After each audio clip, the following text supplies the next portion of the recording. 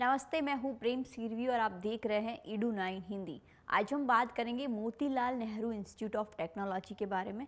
इस इंस्टीट्यूट में कौन कौन से कोर्सेज अवेलेबल है, हॉस्टल फैसिलिटीज़ कैसी है, इंफ्रास्ट्रक्चर कैसा है और किसी भी इंटेक्स कितना है, इन सब के बारे में इस वीडियो में हम डिटेल में डिस्कस करेंगे।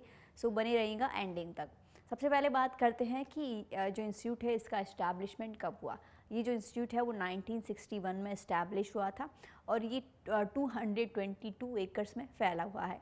इसके प्रॉपर लोकेशन की अगर हम बात करें तो ये बारिस्टर मुल्ला कॉलोनी में स्थित है। टेलरगंज प्रयागराज में यह स्थित है, जो कि उत्तर प्रदेश में आता है। ट्रांसपोर्ट फैसिलिटीज़ की अगर हम बात करें तो इस यूनिवर्सिटी जो है 16 किलोमीटर की दूरी पे आपको एक एयरपोर्ट मिल जाएगा, यानी कि काफ़ी नज़दीक एयरपोर्ट है। और अगर हम रेलवे स्टेशन की बात करें तो मेजर जो रेलवे स्टेशन है वो प्रयागराज जंक्शन आता है, वो जो कि 8 किलोमीटर की दूरी पे आपको मिल जाएगा।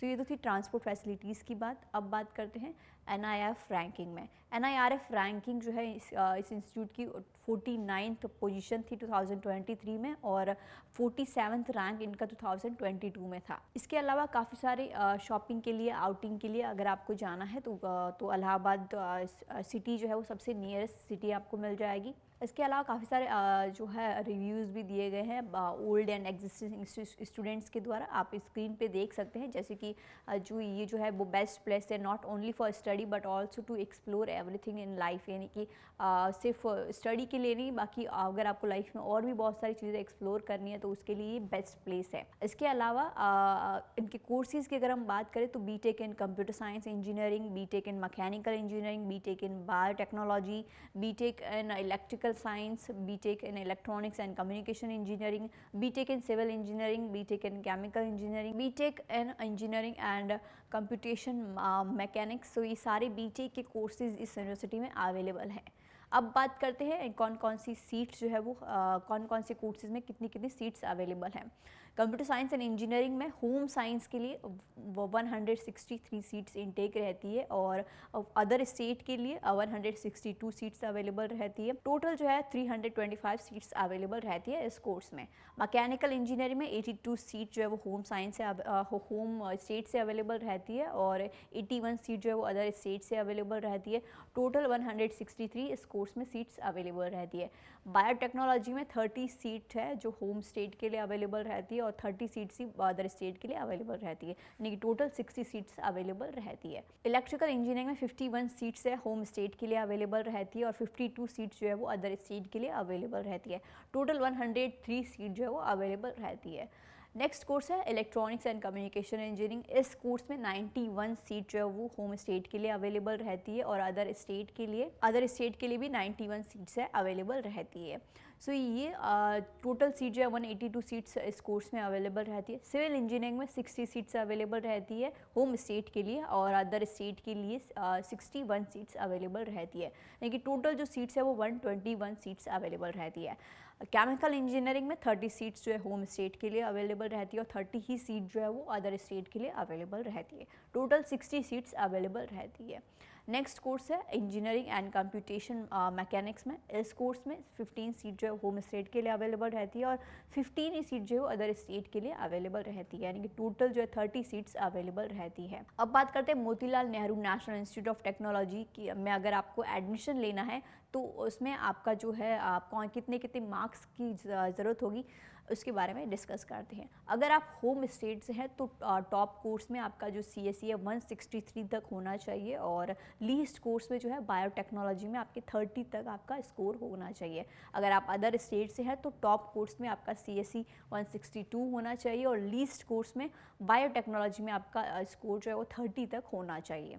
अब बात करते हैं इंफ्रास्ट्रक्चर की। इंफ्रास्ट्रक्चर की अगर हम बात करें तो वहाँ पे काफ़ी सारी फैसिलिटीज़ अवेलेबल, जैसे कि कैफेटेरिया, जिम अवेलेबल है, हॉस्पिटल एंड मेडिकल फैसिलिटीज़ वहाँ अवेलेबल है, wifi campus, shuttle services, auditorium, AC classrooms वहाँ अवेलेबल है, कन्वीनियंस स्टोर वहाँ अवेलेबल है। उसके अलावा भी काफ़ी अदर फैसिलिटीज़ वहाँ अवेलेबल है, जैसे कि design centre, banking facilities with ATM, multipurpose hall available जो कि मल्टीपर्पज़ के लिए यूज़ किया जाता है। पोस्ट ऑफिस वहाँ अवेलेबल है, उसके अलावा गेस्ट हाउस वहाँ पे अवेलेबल है। सो ये सारी फैसिलिटीज़ जो है इस इंस्टीट्यूट में अवेलेबल हैं।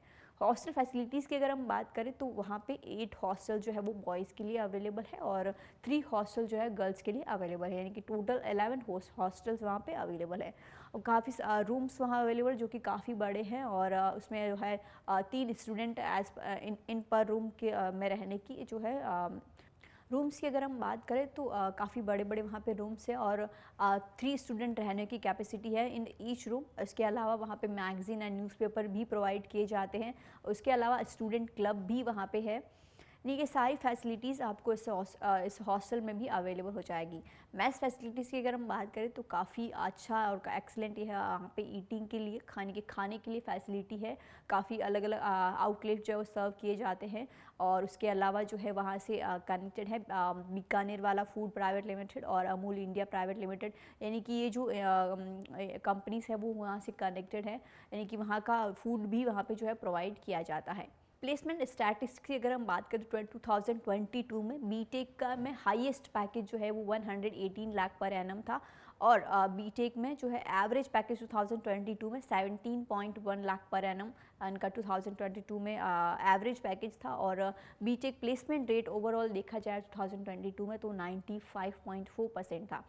यही अगर 2023 की बात करें तो हाईएस्ट पैकेज जो है वो 135 लाख पर एनम था और बीटेक का जो है एवरेज पैकेज जो है 20.3 लाख पर एनम था और प्लेसमेंट ओवरऑल प्लेसमेंट रेट की अगर हम बात करें तो 91.8% जो है वो प्लेसमेंट रेट था 2023 में।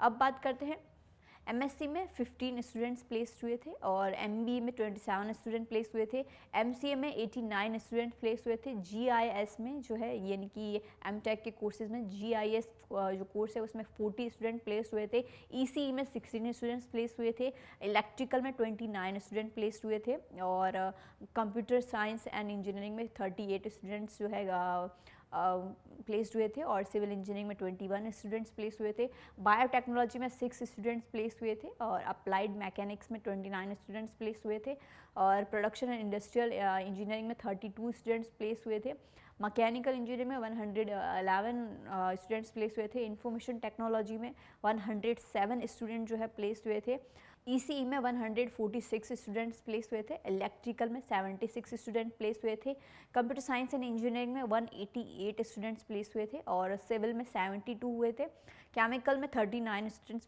प्लेस्ड हुए थे और बायोटेक्नोलॉजी में 26 पर जो है स्टूडेंट्स प्लेस हुए थे। सो ये सारे स्टूडेंट अलग अलग कोर्सेज में प्लेस्ड हुए थे। अब बात करते हैं highest and average package of MNNIT।